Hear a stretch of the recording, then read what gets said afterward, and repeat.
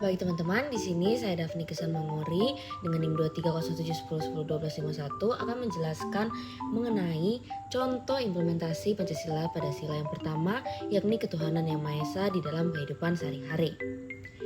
Contohnya, yang pertama, adanya kebebasan dalam memilih agama yang diyakini. Kemudian yang kedua, dibuatnya hari libur untuk merayakan hari keagamaan.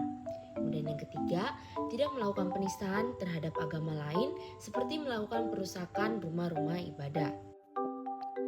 Halo semuanya, aku Dianita Nanda Putri dengan NIM 230810301037 dari Fakultas Ekonomi dan Bisnis.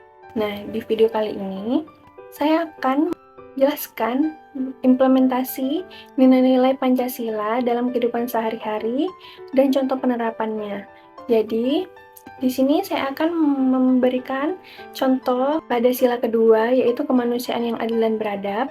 Contoh implementasi dalam kehidupan sehari-hari, contohnya itu bersikap adil dan tidak diskriminatif terhadap sesama manusia, membantu mereka yang sedang membutuhkan, seperti berpartisipasi dalam kegiatan sosial dan amal.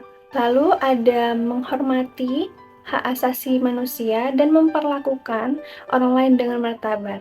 Nah, dengan adanya itu, solusi yang bisa kita lakukan yaitu memberikan dukungan moral dan emosional kepada mereka yang sedang menghadapi kesulitan. Nah, kadang-kadang kita bisa melakukan dengan cara mendengarkan, memberikan semangat, serta memberikan bantuan kepada orang-orang yang merasa kesulitan gitu. Dengan adanya itu, sudah sangat berarti untuk membantu orang-orang yang sedang merasa kesulitan. Nah, dengan melakukan hal-hal itu, kita tidak hanya membantu mereka yang sedang merasa kesulitan, tetapi juga memperkuat solidaritas sosial dan menjadikan masyarakat lebih adil dan beradab sesuai dengan nilai-nilai Pancasila. Nah, selanjutnya bakal ada video penerapannya.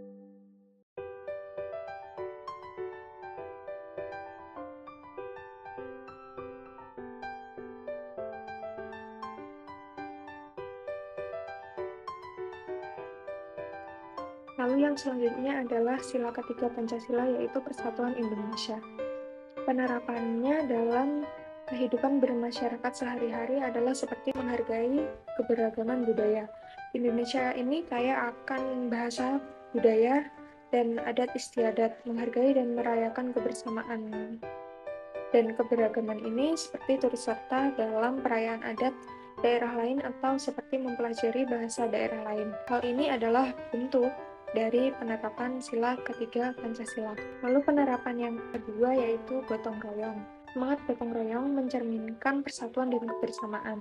Masyarakat yang saling membantu dalam berbagai kegiatan seperti membangun fasilitas umum, membersihkan lingkungan, dan kegiatan sosial lainnya adalah wujud nyata dari sila ketiga Pancasila, yaitu Persatuan Indonesia.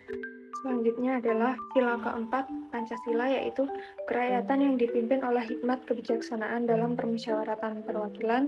Penerapan sehari-hari dalam kehidupan bermasyarakat adalah seperti musyawarah dalam pengambilan keputusan, yaitu dengan mengadakan musyawarah untuk memutuskan hal-hal penting dalam komunitas atau sekitar masyarakat, seperti perencanaan acara, pembangunan fasilitas umum, atau penyelesaian konflik. Lalu juga bisa dengan mendengarkan pendapat dari semua anggota masyarakat dan mencari kesempatan bersama sebelum mengambil keputusan. Lalu selanjutnya bisa dengan pemilihan wakil yang adil dan jujur. Seperti apa? Seperti melaksanakan pemilihan ketua RT atau RW, kepala desa, ataupun wakil rakyat secara demokratis dengan proses yang transparan dan juga jujur. Lalu juga bisa dengan memberikan pendidikan demokrasi, yaitu seperti mengajarkan nilai-nilai demokrasi dan pentingnya musyawarah kepada anak-anak sejak dini, baik di lingkungan keluarga maupun lingkungan masyarakat.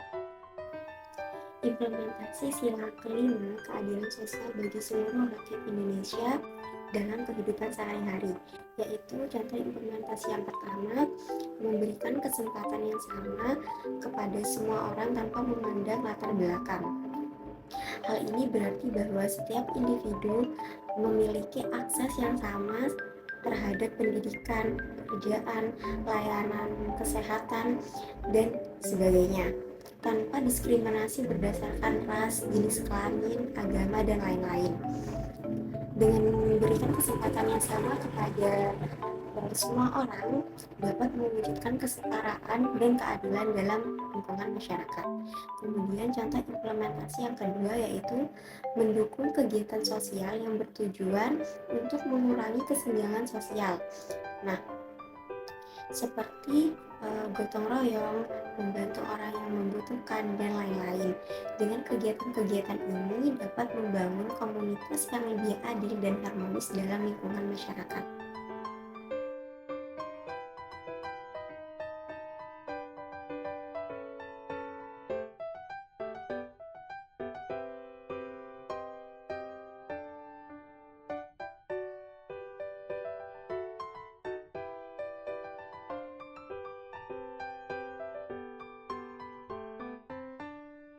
Kesimpulan terhadap implementasi Pancasila dari sila pertama sampai kelima, yaitu implementasi nilai Pancasila dalam kehidupan sehari-hari merupakan fondasi penting bagi terciptanya masyarakat yang harmonis, adil, dan sejahtera. Dengan menerapkan setiap Pancasila secara konsisten, kita dapat mewujudkan lingkungan yang saling menghargai. Contohnya, pada sila pertama yaitu ketuhanan yang Maha Esa, mengajarkan kita untuk menjalankan ibadah sesuai keyakinan masing-masing serta menghormati perbedaan agama dan keyakinan orang lain. Pada sila kedua, yaitu kemanusiaan yang adil dan beradab, mendorong kita untuk bersikap adil, membantu mereka yang membutuhkan, dan menghormati hak asasi manusia.